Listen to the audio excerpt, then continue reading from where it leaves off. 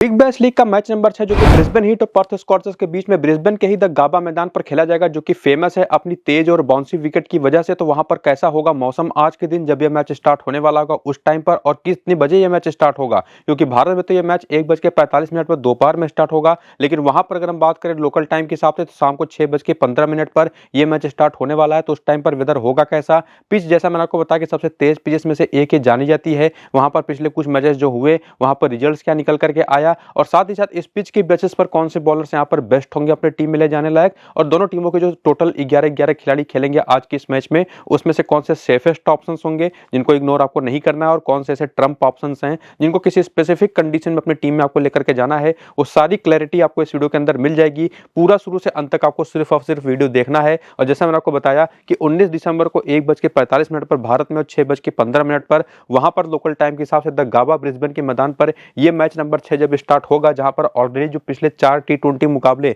खेले गए हैं उसमें अगर आप देखें तो 3 बार पहले बैटिंग करने वाली टीम जीती है, केवल एक बार बैटिंग सेकंड करने वाली टीम जीती है, जिसमें स्पिन को केवल 17 लेकिन पेस को 32 विकेटें मिली है, वो भी पहली इनिंग में 16 और सेकंड इनिंग में भी 16। जबकि वहीं पर स्पिन को देखेंगे तो सेकंड इनिंग के अंदर 17 में से 12 विकेटें मिली हैं, जो दिखाता है कि स्पिनर्स भी सेकंड इनिंग में गेम में आते हैं। तो इसका रीजन क्या है उसको अगर आपको मैं एक्सप्लेन करूं, सबसे पहले वेदर फोरकास्ट को देखते हुए अगर यहां पर आसमान पर बादल होते, जो कि फिलहाल फोरकास्ट में बताया गया है कि पूरे दिन तो तगड़ी धूप यहां पर पिच के ऊपर पड़ेगी, और वो तो निश्चित तौर पर आसमान पर बादल होने की संभावना को खत्म कर देती है। तो इस वजह से जो 6:15 पर जब धूप निकली रही होगी तो ये एक तरह से टेक्निकली वहां पर आप कह सकते हैं कि एक डे नाइट T20 मुकाबला है। और अगर आप देखें तो जो 3 मुकाबले पिछले 4 में से पहले बैटिंग करने वाली टीम जीती है, यहां पर मैंने जानबूझकर अगर आप देखें तो इंटरनेशनल मैचेस का स्कोर कार्ड लगा रखा है। हालांकि अगर आप बिग बैश के स्कोर कार्ड जाकर के यहां पर आप देखेंगे तो पिछले 5 मैचेस बैटिंग सेकंड करने वाली टीम जीती है, चूंकि वो मैचेस बाद में जाकर के यूज्ड पिचेस पर खेले गए। लेकिन चूंकि आज फ्रेश पिच होगी, पेस और बाउंस तो यहां पर अच्छा होने ही वाला है, और पूरे दिन धूप पड़ेगी पिच के ऊपर, तो निश्चित तौर पर वहां पर बहुत ज्यादा मॉइस्चर पिच में भी और एयर में भी रहने वाला है नहीं। लेकिन जैसे जैसे मैच आगे बढ़ेगा, सेकंड इनिंग के दौरान जब टेम्परेचर ड्रॉप करेगा, एयर का मॉइस्चर कंटेंट बढ़ेगा, तो वहां पर सेकंड इनिंग में जो तेज और काफी हद तक बाउंसी गेंदें बल्ले पर जाती है तेजी के साथ, वो निश्चित तौर पर थोड़ी सी स्विंग भी करना शुरू करेगी। और इसी वजह से ऐसे विकेटों पर और ऐसी कंडीशंस में यहां पर जो भी टीम टॉस जीतेगी वो इस तरीके के रिजल्ट्स को देखते हुए पहले बैटिंग करना ही प्रेफर करेगी। ये मेरा अपना निश्चित तौर पर एक एनालिसिस कहता है, बाकी देखना पड़ेगा टॉस के बाद होगा क्या। और जो भी टॉस के बाद होगा वहां पर मौसम जो आपको ने बताया फोरकास्ट में जो बताया गया है वो वहां पर ताजा मौसम कैसा होगा टॉस के बाद वो भी, और साथ ही साथ अपनी फाइनल टीम जो बनेगी स्मॉल लीग की वो भी, और इवन वहां पर पिच के बारे में कोई इन्फॉर्मेशन आती है तो पिक्चर्स के साथ सारी इन्फॉर्मेशन आपको मैं टेलीग्राम और व्हाट्सएप चैनल पर दूंगा, तो दोनों को जाकर के ज्वाइन करिए।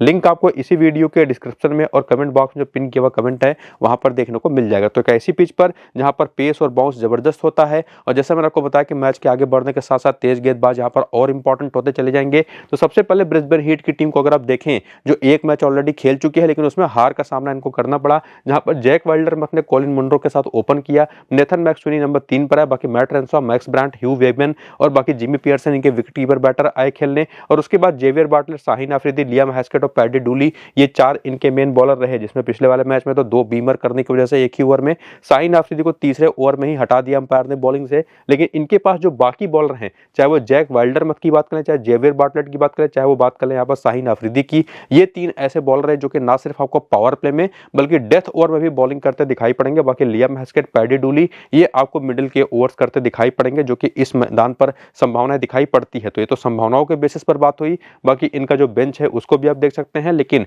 पिछले मैच में जो ओवर्स इन लोगों ने किए, इनके जो मेन बॉलर रहे, जिसमें आपको ने बताया कि शाहीन अफरीदी ने 3 ही ओवर किए, 2 ओवर 3 गेंदें इन्होंने करी, तो उसमें 2 बीमर चले गए, तो इनको दूसरे, तीसरे और 18वें ओवर के बाद बॉलिंग से हटा दिया गया। तो निश्चित तौर पर देखने को मिल रहा है कि ये एक ओवर पावर प्ले में, एक मिडिल में, एक ओवर डेथ में करते दिखाई पड़े। बाकी जेवियर बाटलर ने तो 2 ओवर पावर प्ले के करे ही, 2 ओवर डेथ के भी करे, जो आपको मैं ऑलरेडी बता चुका हूं। बाकी पैडी डूली भी पावर प्ले में ही आ गए थे 1 ओवर करने, बाकी मिडिल के ओवर्स करते दिखाई पड़े। जैक वाइल्डरमथ ने भी 5वां, 10वां, 16वां और 19वां ओवर किया, और इसके बाद लियाम हैस्केट ने 6ठा, 8वां, 12वां और 17वां ओवर किया, और नेथन मैक्सवेनी ने भी अपने ऑफ स्पिन के 2 ओवर करे, 11वां और 18वां, जो कि इनकी यूटिलिटी को काफी बेहतर बना देता है। और जैसा कि आपने पिच रिपोर्ट में पीछे देखा था ना कि जो स्पिनर्स थे 17 में से 12 विकेट सेकंड इनिंग में लेकर के गए थे, उसका रीजन वही बनता है, क्योंकि पहली इनिंग में तो निश्चित तौर पर वेदर ऐसा है कि उतनी ज्यादा स्विंग तो नहीं होगी, लेकिन सेकंड इनिंग में जो स्विंग की मात्रा बढ़ेगी तेज गेंदबाजों के लिए, उससे जो प्रेशर क्रिएट होगा बल्लेबाजों पर, तो रन मारने जाएंगे स्पिनर्स पर, बड़ी बाउंड्रीज यहां पर होती हैं, तो स्पिनर्स को भी उसका पूरा फायदा मिलता है। तो स्पिनर्स स्पिनर्स के बारे में भी पूरी इन्फॉर्मेशन लेनी जरूरी है। और वो स्पिनर सबसे पहले ब्रिस्बेन हीट की टीम की तरफ से अगर हम बात करें तो आपको मैं अभी ऑलरेडी बता चुका हूं कि पैडी डूली खेले थे पिछले वाले मैच में। ये 21 टी20 मैच में 26 विकेट ऑलरेडी ले चुके हैं। 15 का स्ट्राइक रेट है पहली इनिंग का, 21 का सेकेंड इनिंग का, जो कि दिखाता है कि कितनी गेंदें इनको पूरे करियर के दौरान ऑन एन एवरेज इनिंग की बेसिस पर लगी है एक विकेट निकालने में। ठीक उसी तरह से बाकी जितने बॉलर हैं, इवन मैट कोनेमान भी यहाँ पर है स्क्वाड के अंदर, इनका भी करियर आप जरूर देख करके रखिए। और नेथन मैक्सवेनी का तो आपको बताया है कि ये बॉलिंग भी करेंगे आपको 2-3 ओवर, बाकी बैटिंग इन्होंने क्या किया अपने करियर में वो भी देख लीजिए। बाकी सभी प्लेयर्स का पूरा करियर का डेटा आपको देखना काफी जरूरी है। और जिसमें आपको ने कहा था ना कि स्पिनर्स का पूरा इन्फॉर्मेशन आप जरूर लेकर के रखिए, खास करके पैडी डूली का और बाकी तेज गेंदबाजों का भी। लेकिन साथ ही साथ रिसेंट फॉर्म भी अगर आप देखें तो एक मैच तो ऑलरेडी ये टीम खेल चुकी है, आपको ने बता दिया, जिसमें इनको हार का सामना करना पड़ा, जहां पर जैक वाइल्डर से ओपन करा दिया, बिना खाता खुले आउट हो गए। लेकिन कॉलिन मुनरो ने शानदार 55 की पारी खेली, जो कि इसके पहले भी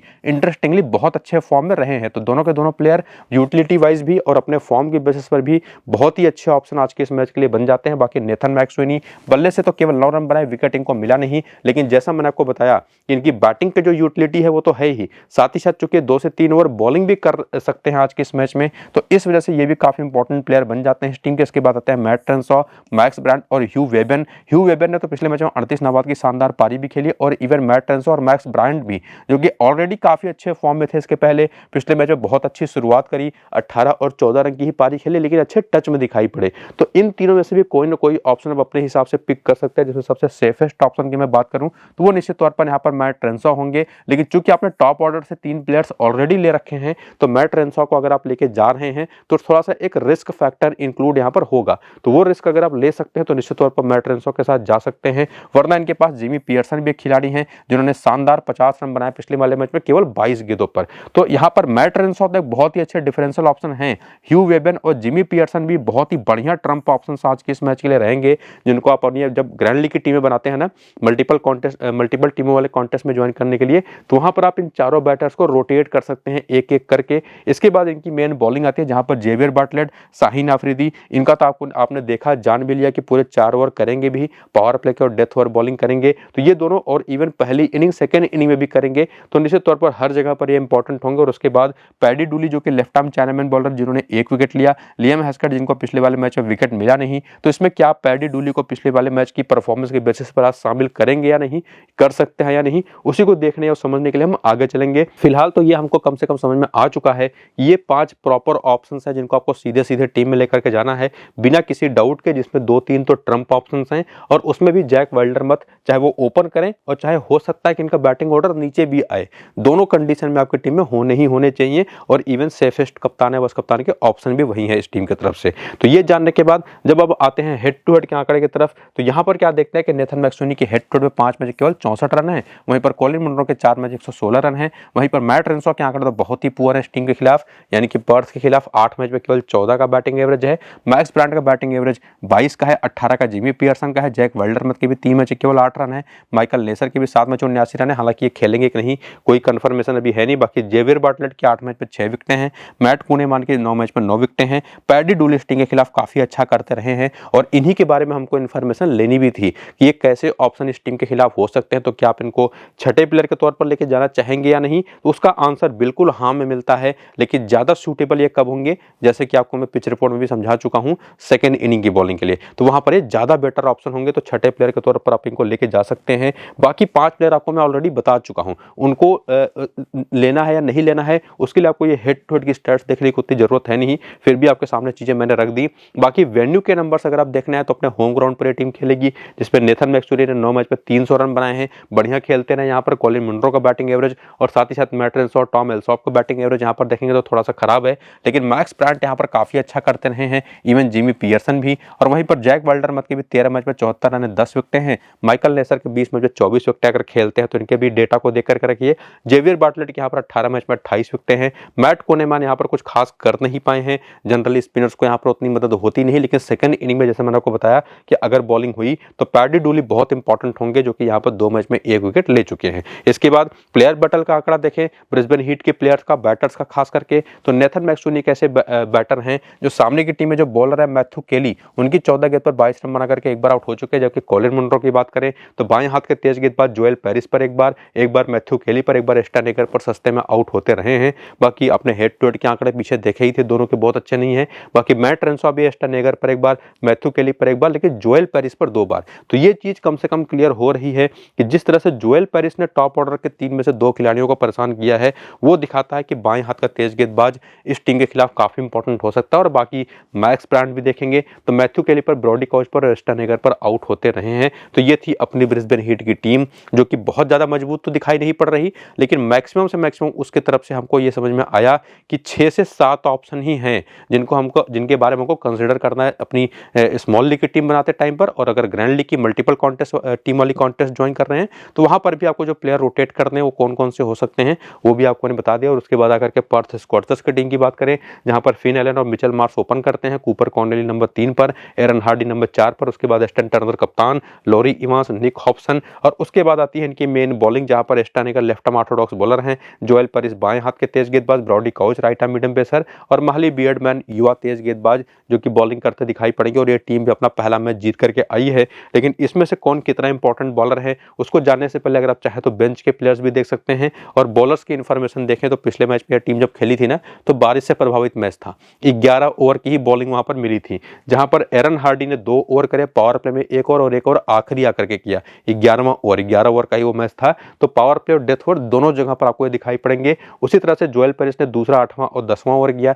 ये भी पावर प्ले डेथ ओवर के बॉलर हुए। ब्रॉडी कॉच ने मिडिल में आकर के बॉलिंग करी, लेकिन ये निश्चित तौर पर 2 विकेट लेकर गए, जैसे पिछले वाले मैच में उसे दिखाया कि बहुत अच्छे बॉलिंग ऑप्शन है। महली बियर्डमैन ने 4था और 7वां ओवर किया, एस्टन नेगर ने 5वां और 9वां ओवर किया। और ओवरऑल इस टीम ने कुल टोटल अगर आप देखें तो 5 ही बॉलिंग ऑप्शन अपने यूज किए। हालांकि इनके पास कूपर कॉर्नेली का भी एक शानदार ऑप्शन मौजूद है, जिन सभी प्लेयर्स का अगर आप चाहे तो करियर का आंकड़ा भी यहाँ पर जरूर देखिए। और उसके बाद यहाँ पर आकर के रिसेंट फॉर्म देखेंगे तो जैसे मैंने आपको बताया कि ये टीम अपना पहला मैच जीत करके आई है, और उसमें बहुत बड़ा हाथ रहा था इनके कूपर कॉर्नेली ऑलराउंडर का, जिन्होंने बॉलिंग तो नहीं करी लेकिन बहुत ही कमाल की एक शानदार 59 रन की पारी खेली। हालांकि मिचेल मार्श और फिन एलन देखे तो बिल्कुल नहीं चले। हालांकि मिचेल मार्श स्टिल एक बहुत ही सेफ ऑप्शन है, अगर आप देखें ना तो अपने पूरे करियर में इस टाइम पर ये सबसे बेहतरीन फॉर्म में है। हालांकि पिछले मैच खाता नहीं खुला, तो इनको तो आपको मैं 100% सजेस्ट करूंगा कि टीम में रखिए कूपर कॉर्नेली के साथ।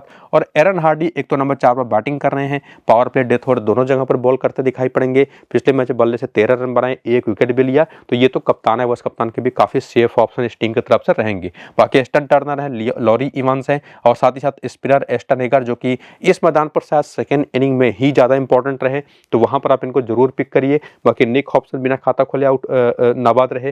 बाकी ब्रॉडी कॉच ने 2 विकेट लिया, जोएल पेरिस ने 1 विकेट लिया, महली बियर्डमैन को विकेट पिछले मैच में मिला नहीं। तो और साथ ही साथ पीछे आप देख भी चुके हैं कि जोएल पेरिस इस टीम के खिलाफ काफी बढ़िया करते रहे हैं, जैसा कि आपने प्लेयर बैटल देखा बैटर्स के खिलाफ। और बाकी ब्रॉडी कॉच का जो एक्सपीरियंस है T20 बॉलिंग में, और जैसे इन्होंने 2 विकेट लिया, इन्होंने भी अपनी इंपॉर्टेंस को दिखा दिया। तो इस टीम की तरफ से भी ओवरऑल देखें तो 5 बेस्ट ऑप्शन तो मिल जाते हैं, लेकिन बाकी किसको पिक करें तो 2 ऑप्शन आपके पास होंगे, या तो आप फिन एलन के साथ जा सकते हैं या तो आप जा सकते हैं यहाँ पर एस्टन टर्नर के साथ।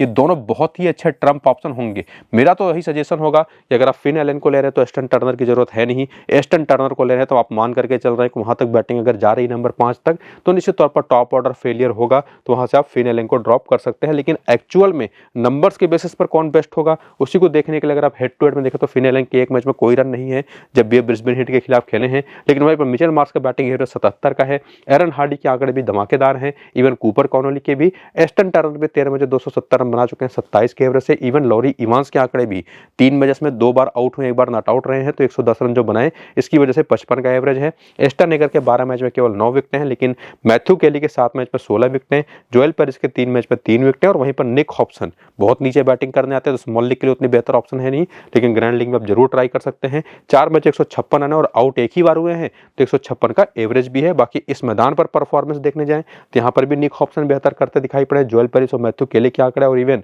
यहाँ पर देखें तो ब्रॉडी कॉच, तीनों जो इनके मीडियम पेसर्स हैं धमाकेदार परफॉर्मेंस यहाँ पर कर चुके हैं। इवन एस्टन नेगर के भी यहाँ पर 5 मैच 5 विकेट हैं। यहाँ पर लॉरी इवांस भी एक मैच 51 रन बना चुके हैं, लेकिन यहाँ पर कूपर कॉर्नेली और एस्टन टर्नर बिल्कुल नहीं चले, और इवन फिन एलन भी। लेकिन मिचेल मार्श और साथ ही साथ एरन हार्डी यहाँ पर काफी बढ़िया काम करते रहे हैं। तो आंसर जाकर के वही मिलता बनता है कि मिचेल मार्श, एरन हार्डी, कूपर कॉनोली तो अपने फॉर्म की बेसिस पर और चूंकि इनकी बॉलिंग की भी संभावनाएं बनती हैं उसकी बेसिस पर भी 3 बेस्ट ऑप्शन होंगे, जिसमें आप ब्राडी काउच, जोएल पेरिस को भी इंक्लूड कर सकते हो और जैसे नंबर्स मैथ्यू केली के हैं हेड टू हेड और वेन्यू में, इनको भी इंक्लूड कर सकते हो। तो ये 6 बेस्ट ऑप्शन होंगे। बाकी अगर आप कोई एक बॉलर कम करना चाहते हो तो स्टन टर्नर को ले लीजिए, या अगर आप मिचेल मार्श पर भरोसा नहीं कर पा रहे तो स्टन टर्नर को ले जाइए। 3 बॉलर अपनी टीम में रखिए। हालांकि वो सारी चीजें डिपेंड करेंगे किस इनिंग की बॉलिंग है, जो आपको फाइनली मैं टेलीग्राम पर बताऊंगा।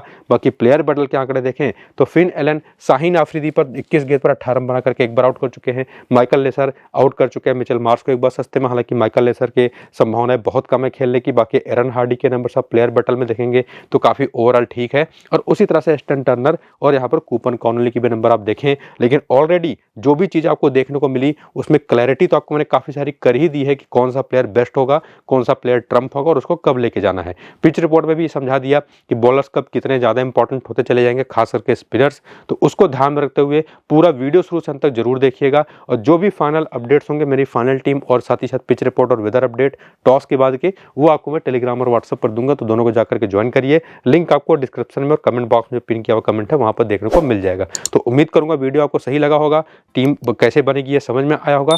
फिलहाल इसको यहीं पर करेंगे खत्म। चलते हैं, नमस्कार।